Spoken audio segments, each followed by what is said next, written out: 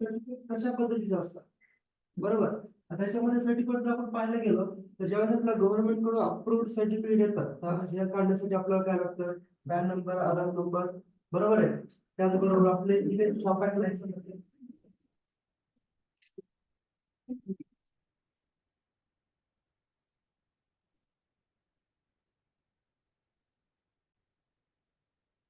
तर हे आपल्याकडे ज्यावेळेस आपल्या गव्हर्नमेंट सर्टिफिकेट येतं तर सर्टिफिकेट येत असताना हा फॉर्मॅट असतो. आपण ज्यावेळेस सर्टिफिकेट बघू किंवा आपल्याला एखादं बिल दिलं जाईल बरोबर ना, की कोणतं डॉक्युमेंटेशन काय आहे हे आपल्याला बघायचं. त्याच्यामध्ये काय काय इन्फॉर्मेशन दिलेली असते, ते सर्टिफिकेट चालू आहे की बंद आहे हे कसं कळणार आपल्याला, बरोबर ना. ते आपल्याला आयडेंटिफाय करायचंय. बघा त्याच्यामध्ये आपण बघायला गेलं तर पहिली फील्ड दिली त्यांनी रजिस्ट्रेशन नंबर वर दिलाय, दिसतंय.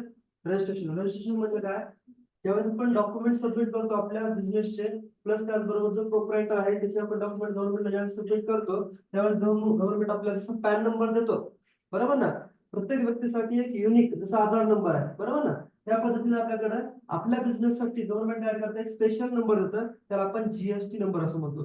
जीएसटीचा लॉंग फॉर्म काय, goods and service tax identification number, त्याला आपण जीएसटीआयएन असं म्हणतो, जीएसटी, बरोबर आहे. त्याचबरोबर लिगल नेम, लिगल नेम मध्ये ऍक्च्युअली हे सॉफ्टवेअर जे आहे किंवा हे जे डॉक्युमेंटेशन आहे हे कुणाच्या नावाने त्याचं नाव येतं दिसतं, जे की आपल्या पॅन कार्ड वरती नाव आहे बरोबर ना. कधी कधी काय होतं, प्रोप्रायटरचं नाव काय आहे हे माहित नसतं बरोबर ना, तर हे डॉक्युमेंट आपल्याला काय होतं या नावामध्ये आपल्याला दिसतं पॅन कार्ड वरती, त्याला आपण लिगल नेम म्हणतो. त्याच्यामध्ये trade name, if any. Trade name म्हणजे काय, आपलं जे बिझनेसचं नाव आहे ते बिझनेस नाव तुम्हाला कुठे दिसणार आहे, या ट्रेड नेम मध्ये दिसणार बरोबर. त्याच्यानंतर थर्ड फील्ड आहे आपल्याकडे कॉन्स्टिट्यूशन ऑफ बिझनेस. कॉन्स्टिट्यूशन म्हणजे काय, आता बिझनेस फॉर्मेशनचे आपल्या जवळपास 7 पर्याय आहेत, म्हणजे 7 वेगवेगळ्या पर्यायाने आपण काय करू शकतो, बिझनेस फॉर्मेशन करू शकतो. म्हणजे त्याच्यातलं पहिलं आहे प्रोप्रायटरशिप आहे, त्याच्यानंतर आहे पार्टनरशिप, त्याच्यानंतर आहे लिमिटेड लायबिलिटी पार्टनरशिप, त्याला आपण एलएलपी असं म्हणतो. त्याच्यानंतर पुढे आहे कंपनी, त्याच्यानंतर एओपी, एओपी म्हणजे any other person, BOI, body of individuals आणि ट्रस्ट. तर या अशा पद्धतीने या 7 वेगवेगळ्या पद्धतीने आपण काय करू शकतो, तर बिझनेस फॉर्मेशन करू शकतो. आता हा बिझनेस आपल्याला नेमका कोणता आहे हे कुठे कळणार आपल्याला, या लिगल स्टेटस मध्ये किंवा कॉन्स्टिट्यूशन ऑफ बिझनेस मध्ये. त्याच्यामध्ये आपल्याला समजते प्रोप्रायटरशिप आहे, पार्टनरशिप आहे, काय बरोबर ना. त्याच्यानंतर पुढे दिलाय address of principal place of business. Address of principal place of business मध्ये काय, की आपला जो बिझनेस आहे हा नेमका ऍड्रेस कुठे आहे. काही जण काय करतात, वेगळ्या ठिकाणी दाखवतात, वेगळ्या ठिकाणी बिझनेस करतात बरोबर ना. ज्यावेळेस आपण सर्टिफिकेट घेतो, सर्टिफिकेट आपल्याला आयडेंटिफिकेशन होतं की आपल्या बिझनेसचा ऍड्रेस काय बरोबर ना, तर ते आपल्याला ऍड्रेस जो इथं पाहायला भेटतो. त्याच्यानंतर पुढे दिले date of liability. Date of liability म्हणजे काय, ऍक्च्युअली ह्याच्या अगोदर फॉर एक्झाम्पल समजा तुम्ही बिझनेस स्टार्ट केलाय 1 जानेवारी 2024 ला बरोबर ना, आणि तुमचं जीएसटी सर्टिफिकेट आलंय समजा आजच्या डेट मध्ये 24 जानेवारीला बरोबर आहे. पण याच्या अगोदर पण मी 1 तारखेपासून काय करतो, व्यवहार करतोय ना, sale, purchase, payment, receipt, whatever ही काही गोष्ट आहे बरोबर ना.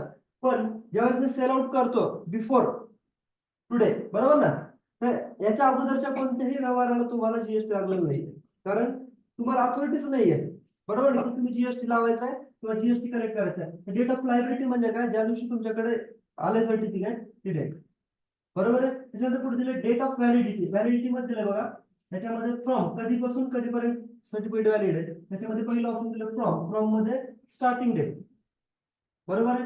आणि आता टू मध्ये एंडिंग डेट दिली का त्यांनी आपल्याला, बरोबर, म्हणजे जोपर्यंत तुमचा बिझनेस आहे तोपर्यंत तुमचं हे सर्टिफिकेट जे आहे ते व्हॅलिड गृहीत धरलं जातं बरोबर आहे. त्याच्यानंतर पुढे दिले type of registration. Type of registration मध्ये आपण बघा, रजिस्ट्रेशन घेत असताना आपण बघितलं होतं लेजर क्रिएट करत असताना संजय ट्रेडर्स किंवा क्रेडिटर्सची तिथं लिहिलं होतं रेग्युलर, कंपोजिशन बरोबर ना. तर हा बिझनेस समजा आपण एखाद्या पार्टीची लेजर क्रिएट करतोय, त्याचं सर्टिफिकेट मागवलं आपण, तर त्याच्यावरती लिहिलेलं आहे तो कोणत्या टाईपचा आहे, रेग्युलर आहे, कंपोजिशन आहे, कसं आहे बरोबर, इथं दिलेलं असतं बरोबर. त्याच्यानंतर पुढे दिले पर्टिक्युलर्स ऑफ अप्रुव्हिंग अथॉरिटी.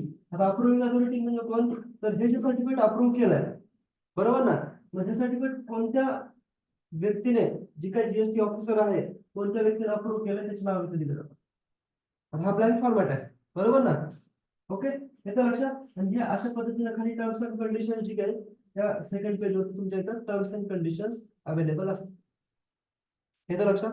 तर ह्या अशा पद्धतीने काय असतं, आपला जीएसटी सर्टिफिकेट असतं. ह्याच्यामध्ये आपलं असेल तर आपला डायरेक्टली नंबर डायरेक्टली आपल्या इथं पाहायला भेटेल जीएसटी नंबर मध्ये, येतं लक्षात वरती. आलं लक्षात सर्टिफिकेट. सर्टिफिकेट सगळ्यांच्या लक्षात आलं, काय अडचण आहे? ओके, प्रत्येक गोष्ट टाइप ऑफ रजिस्ट्रेशन काय असतं, त्याचबरोबर व्हॅलिडिटी काय, ह्या गोष्टी सगळ्या लक्षात आलं.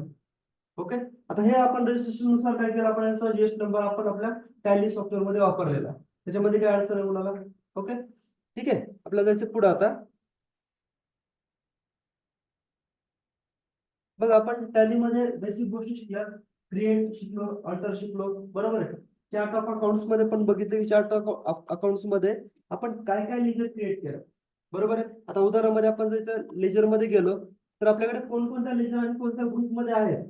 आपण म्हणत होतो की कोणत्या ग्रुप मध्ये एखादी लेजर क्रिएट केली तर मला दिसते का नाही दिसते, ते इथे दिसते, बरोबर आहे. तर तुम्ही ग्रुप क्रिएट केला आणि ग्रुपला जर बघायचं असेल तर तुम्ही काय करू शकता, तो ग्रुप मध्ये जाऊ शकता.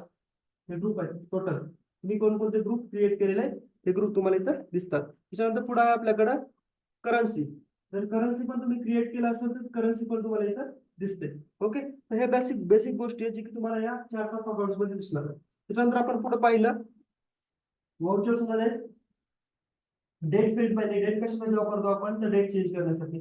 कुठलेही व्हाउचर एंटर करण्या अगोदर डेट कन्फर्म करायचे किंवा ज्या डेट मध्ये आपली एंट्री करायची ती डेट कुठे दिसणार तुम्हाला, या डेट मध्ये दिसणार आहे. सेकंड आहे आपल्याकडे कंपनी. समजा सपोज तुम्हाला काय करायचं आहे की कंपनीमध्ये तुम्ही कोणत्या कॉम्प्युटर वर्ड, बरोबर. आता इथून कंपनी काय करायची, तुम्हाला चेंज करायची, तर डायरेक्टली काय करू शकतो, शॉर्टकट दिली आहे कोणती, F3, बरोबर आहे. डायरेक्ट F3 ला क्लिक करा, ऑटोमॅटिक तुमच्याकडे जेवढ्या कंपन्या आहेत त्या कंपन्या तुम्हाला दिसतात. सिलेक्ट कंपनी,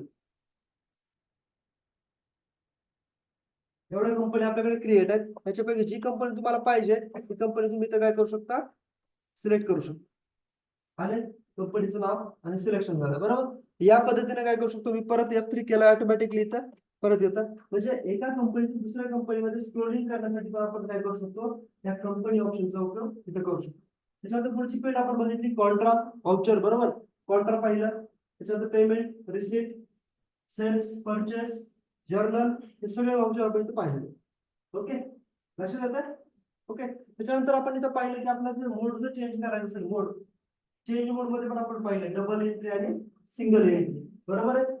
तसं आपण जर इथे गेलो कुठं बघा, सेल्स मध्ये, सेल्स मध्ये गेलो, इथं जर आपला मोड चेंज करायचा असेल, इथं दोन ऑप्शन येतात बघा, चेक करा. कंट्रोल एच, चेंज मोड. इथे तीन प्रकारचे ऑप्शन आहेत. पहिला आहे आयटम इनवॉइस, बरोबर. आयटम इनवॉइस म्हणजे काय, जे काही तुम्ही इनवॉइस बनवणार आहात त्याच्यामध्ये तुम्हाला आयटम्स घ्यायचे असतील तर त्याला बनायचं आयटम इनवॉइस, बरोबर आहे. त्याच्यानंतर पुढचं आहे अकाउंटिंग इनवॉइस. अकाउंटिंग इनवॉइस म्हणजे काय, ज्याच्यामध्ये फक्त आणि फक्त तुम्हाला अकाउंटची एंट्री करायची. अकाउंट्स म्हणजे काय, जसं की सर्व्हिस प्रोव्हायडर आहे, बरोबर. ज्या ठिकाणी आयटम्स नाही घ्यायचे त्याला काय म्हणायचं, अकाउंटिंग इनवॉइस. आणि ऍज अ व्हाउचर, व्हाउचर म्हणजे काय, डेबिट आणि क्रेडिट, जे म्हणतो आपण त्याला म्हणायचं व्हाउचर. इथे चॉईस आहे तुम्हाला की कशा पद्धतीने व्हाउचर सिलेक्ट करायचं आणि तुम्हाला एंट्री कशी करायची. ओके, इस्केप, आलं लक्षात इथपर्यंत. ओके, आज आपल्याला बघायचं प्रोसेस, परचेस प्रोसिजर काय असते आणि सेल्स प्रोसिजर काय असते आपल्याला बघायचं. कारण आपण रिपोर्टिंग टोटल पार्ट पाहिलाय, बरोबर आहे. रिपोर्टिंग मध्ये डेबुक काय असतं, ट्रायल बॅलन्स काय असतं, त्या सगळ्या गोष्टी आपण कालच्या क्लासमध्ये पाहिलेल्या. ओके, ज्यांचा क्लास मिस झाला त्यांनी डायरेक्टली आपल्याकडे युट्यूब चॅनल आहे, त्याच्यावर डायरेक्ट तुम्ही काय करायचं, ओपन करून तिथं पाहायचं. ओके, पुढे बघा. आता मला सांगा परचेस मध्ये काय काय स्टेप असतात. पहिली स्टेप असते परचेस मध्ये, बघा एखादी गोष्ट तुम्हाला परचेस करायची, सपोज आपण काय करतो ऍज अ बिझनेसमॅन आहोत, बरोबर आहे. तुमच्या बिझनेस मध्ये तुम्हाला एखादी गोष्ट परचेस करायची आहे तर डायरेक्टली जाऊन खरेदी करून आणतो आपण, काय करतो, पहिली इन्क्वायरी करतो, बरोबर. इन्क्वायरी केल्यानंतर सेकंड प्रोसिजर काय असते, जर आपली अवेलेबिलिटी, आपल्या रिक्वायरमेंट प्रमाणे एखादी गोष्ट अवेलेबल असेल तर आपण काय करतो, त्याला परचेस ऑर्डर देतो, बरोबर आहे. म्हणजे पहिली स्टेप काय आपल्याकडे, परचेस ऑर्डरची. येतं लक्षात. आता ही परचेस ऑर्डर कशी मेन्शन करायची त्याच्यामध्ये, आपल्याला ऑर्डरिंग प्रोसिजर पाहिजे असेल किंवा त्याच्यामध्ये परचेस ऑर्डर मेन्शन करायची असेल तर परचेस ऑर्डर कशी मेन्शन करायची ते आपल्याला बघायचं आहे. आणि ते जर व्हाउचर रेकॉर्ड करायचं असेल तर त्याला सेम नाव आहे परचेस ऑर्डर. म्हणजे कुठं असणार आहे आपल्याकडे, ऑर्डर व्हाउचर. ऑर्डर व्हाउचरसाठी शॉर्टकट की काय आपल्याकडे, F10. ओके, आता F10 मध्ये गेलो तर दिसतंय का तुम्हाला परचेस ऑर्डर, चेक करा आहे, परचेस ऑर्डर दिसतंय. ओके, मग आपल्याला जायचं इथं शो इन ऍक्टिव्ह मध्ये. शो इन ऍक्टिव्ह मध्ये गेलं इथे बघा, आता दिसतंय का, आहे. ज्या ठिकाणी आहे त्या ठिकाणी जायचं आपल्याला आणि ह्याला एंटर करायचं. एंटर केलं इथे ऑप्शन येतात you need to activate the purchase order voucher type activate नाव. बरोबर, त्याला येस करायचंय. येस केलं की ऑटोमॅटिकली तुमची परचेस ऑर्डर ऍक्टिव्हेट झाली. आता सपोज मला काय करायचं, आपली कंपनी आहे, आपण काय करतोय, यश कॉम्प्युटरला एक ऑर्डर देतोय 50 कॉम्प्युटरची. बरोबर, आता ही ऑर्डर मेन्शन करायची. ऑर्डर मेन्शन केल्यानंतर तुम्हाला डायरेक्टली आपण परचेस केला तर अर्थ होतो का त्याचा? नाही होत. आपण काय करायचं, ऑर्डर देणार, म्हणजे ज्याला ऑर्डर द्यायची त्या पार्टीचं नाव आपल्या इथे लिहायचं. ओके, आता आपल्याकडे आहे का यश कॉम्प्युटर? नाहीये, क्रिएट करा, अल्ट सी. बरोबर आहे, यश कॉम्प्युटर. बरोबर, हा काय ग्रुप द्यावा लागेल ज्याच्याकडून परचेस करायचं आपल्याला? Sundry creditors. बरोबर आहे, सन्ड्री क्रेडिटर्स. ओके, बाकीच्या गोष्टी ऍज इट इज तुम्हाला ऍक्सेप्ट करायच्या. ज्या ठिकाणी तुम्हाला विचारलं इथं ऍड्रेसची जर आवश्यकता असेल तर तुम्ही इथं ऍड्रेस देऊ शकता. आता जीएसटी रजिस्ट्रेशन मध्ये इथं ऑप्शन दिला आपल्याला परत काय, कंपोजिशन आहे, रेग्युलर आहे, ते कुठं बघायचं तुम्हाला त्याच्या सर्टिफिकेट वरती. बरोबर, किंवा तो सांगेल आपल्याला रेग्युलर असेल तर रेग्युलर किंवा कंपोजिशन तर कंपोजिशन. ठीक आहे, एंटर एंटर आणि सेव्ह. ओके, आता बघा ज्यावेळेस मी एंटर करतो, एंटर केल्यानंतर ऑर्डर डिटेल्स दिले तुम्ही. आता ऑर्डर मध्ये काय सांगितलं तुम्ही, मोड और टर्म्स ऑफ पेमेंट. आपण जे काही पेमेंट करणार आहे किंवा किती दिवसानंतर करणार, बघा तुमच्याकडे ऑप्शन असतं. ज्यावेळेस आपण फ्लिपकार्ट वरती किंवा परचेस करतो अमेझॉन वरती, तुम्हाला ऑप्शन दिलं असतं मोड ऑफ पेमेंट. त्याच्यामध्ये युपीआय असतं, ऑनलाईन नेट बँकिंग असतं, डेबिट कार्ड, क्रेडिट कार्ड किंवा पे पे इन लेटर. बरोबर ना, किंवा कॅश ऑन डिलिव्हरी असं ऑप्शन असतं. मग आपण इथे जे काही मोड्स ऑफ पेमेंट तुमचे ठरलेले असतील ते तुम्ही इथे टाईप करायचे. येतं लक्षात? पण ते लिहिलं समजा मी कॅश ऑन डिलिव्हरी.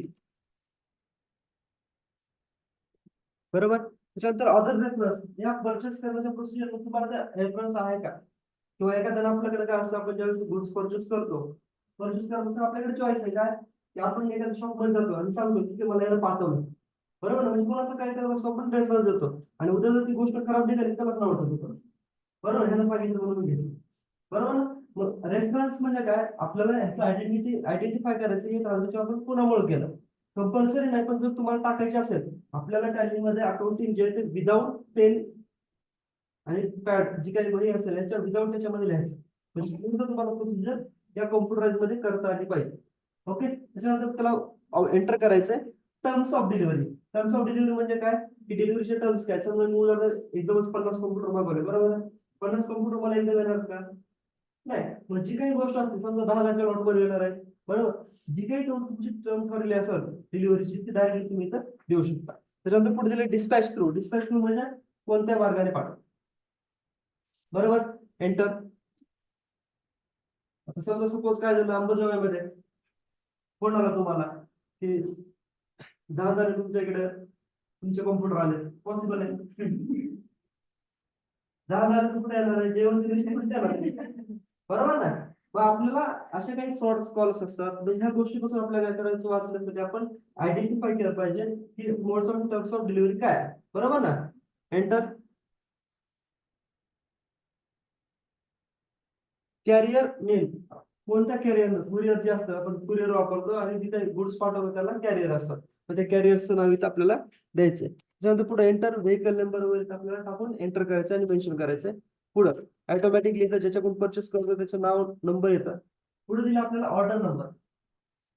आता ही जी काही परचेस ऑर्डर आपण देतो ही किती नंबरची ऑर्डर आहे?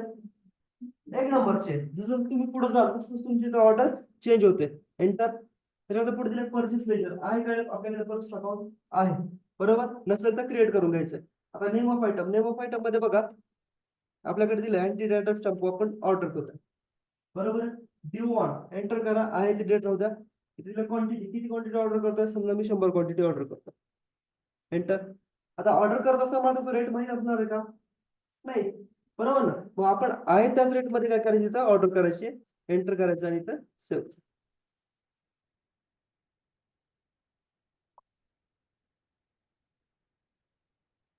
बघा no entries in voucher no option आला होता, बरोबर ना. इथं काय करायचं, अशा वेळी F11 प्रेस करायचं. F11, बरोबर. त्याच्यामध्ये एंटर किंवा झिरो व्हॅल्यूज एंट्रीज म्हणून असं ऑप्शन असतं, चेक करा, हे दिसतंय कुठे तुम्हाला, झिरो व्हॅल्यू एंट्रीज, किंवा डायरेक्टली आपल्याला अमाऊंट टाकून द्या. ओके, इथे एंटर करा. 100 क्वांटिटी समजा मी 10 रुपये प्रमाणे घेऊयात आपण. ओके, एंटर आणि इथं सेव्ह. ओके, आता हे आपली काय झाली, सक्सेसफुली ऑर्डर प्लेस झाली. बरोबर ना. आता दुसरी गोष्ट काय असेल, ऑर्डर दिली आपण, त्याच्यानंतर पुढची ऍक्टिव्हिटी काय असेल, जर समोरच्या व्यक्तीकडे काही गुड्स अवेलेबल असतील तर ते काय करेल, आपल्याला टप्प्याटप्प्याने किंवा एकदम पाठवून देईल. बरोबर, त्याला काय केलं, आपल्याला समजा गुड्स पाठवून दिले पण त्याचं बिल वगैरे काही पाठवलं नाही. बरोबर, आता ही जी दुसरी स्टेप आहे याला काय म्हणायचं, रिसिप्ट नोट. पहिली काय, परचेस ऑर्डर. सेकंड आहे आपल्याकडे रिसिप्ट नोट. कशामुळे, गुड्स आपल्याला रिसिव्ह झाल्यामुळे. बरोबर, आता रिसिप्ट नोटची व्हाउचर कुठे आपल्याकडे, तर ऑर्डर व्हाउचर मध्ये. परत ऑर्डर व्हाउचर मध्ये जायचंय. याच्यात दिसतंय का तुम्हाला रिसिप्ट नोट, आहे का, नाही. परत जा शो इनएक्टिव्ह मध्ये, त्याच्यात बघा कुठे दिसतंय रिसिप्ट नोट, आहे. एंटर, एंटर करा, यस करा. आलं. आता रिसिप्ट नोट नंबर मध्ये रेफरन्स नंबर मध्ये लिहायचं रिसिप्ट नोट 1, रिसिप्ट नोट 1. बरोबर, रिसिप्ट नोट 1 मध्ये आणि आपल्याकडे पुन्हा पुन्हा आली आहे.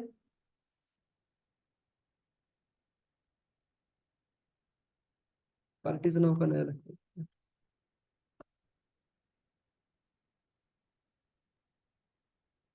यशला आपण काय ग्रुप दिला होता,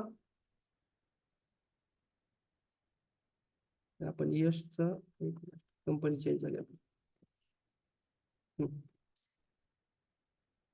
ओके,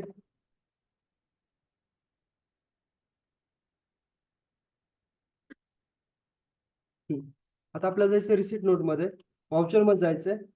बरोबर, F10 ह्याच्यामध्ये आपल्याला रिसिप्ट नोट, शो इनएक्टिव्ह मध्ये रिसिप्ट नोट.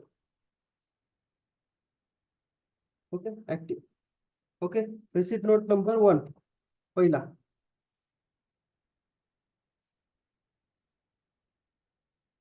Enter, enter. कुणाकडून घेतला आपण, यश आहे. एंटर, बघा. एंटर केल्यानंतर हा एक डायलॉग बॉक्स ओपन होतो, त्याच्यामध्ये दिलेला असतो तुम्हाला ऑर्डर नंबर, कोणत्या ऑर्डरची तुम्ही रिसिप्ट घेता. बरोबर, आला आपल्याकडे ऑर्डर नंबर आपला, त्याच्यात सिलेक्ट करा, एंटर. ओके, कोणत्या डेटची ऑर्डर होती ती पण डेट आपल्या इथे दिसते, एंटर करायचंय.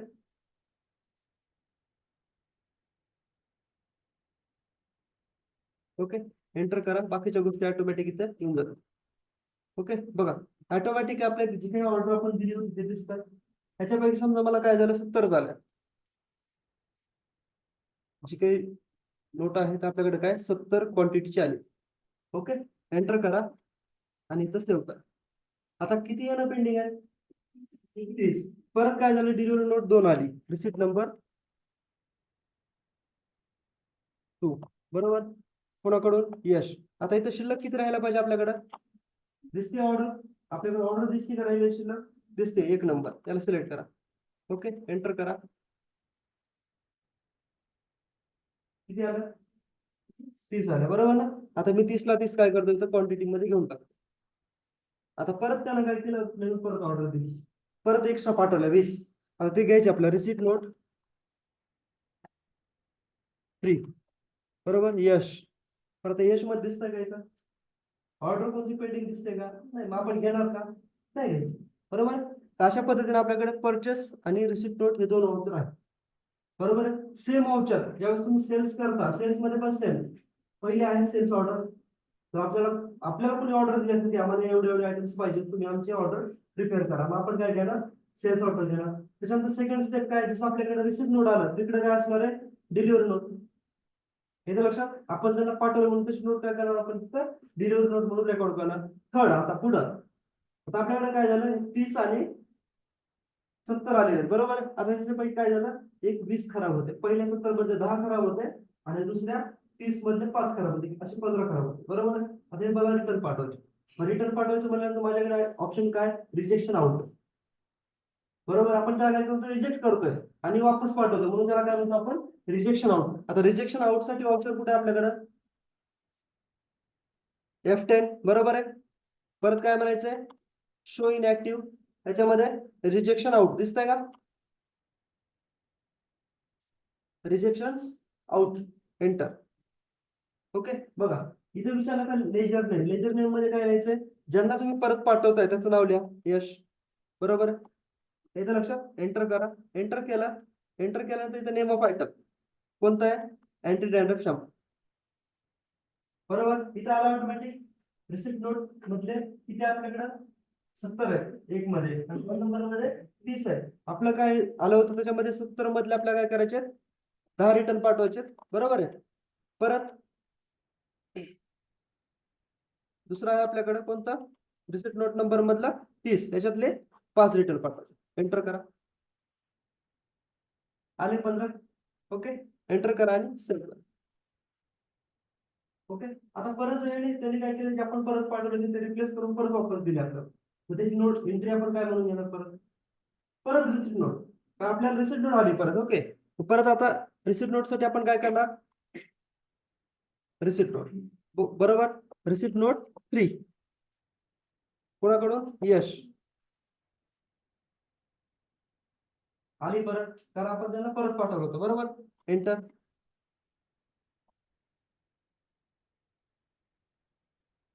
किती आल्यात येतं लक्षात, तर ऑटोमॅटिकली काय येतं, रिसिप्ट नोट तुमचा येऊन जाईल.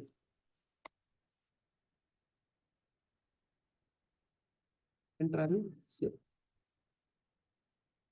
येतं लक्षात. म्हणजे आपल्याकडे हे प्रोसिजर कंटिन्युअसली चालू राहणार. आणि लास्ट फायनली आता जे काय आपलं फिक्स झालं, आपल्याकडे हे 150 क्वांटिटीचे आयटम आले आहेत. आता डायरेक्टली काय करायचं, इथं परचेस इनवॉइस पाठवून दिलं. आणि परचेस इनवॉइस घ्यायचे. परचेस एंट्री कुठं करणार तुम्ही, परचेस मध्ये. मग ते डायरेक्टली आपण इथं F9 आलं. ओके, मग इथे लिहितो आपण परचेस 001 एंटर. कोणाकडून, यश. ओके. बघा आता परचेस मध्ये घेत असताना आपल्याला हे सगळ्यांची मिळून एक बिल आलंय. बरोबर ना. ह्या सगळ्यांना सिलेक्ट करायचं. पहिले घ्यायचं याला. बरोबर. एंटर. सेकंडला आणि थर्डला. बरोबर. आले का सगळे,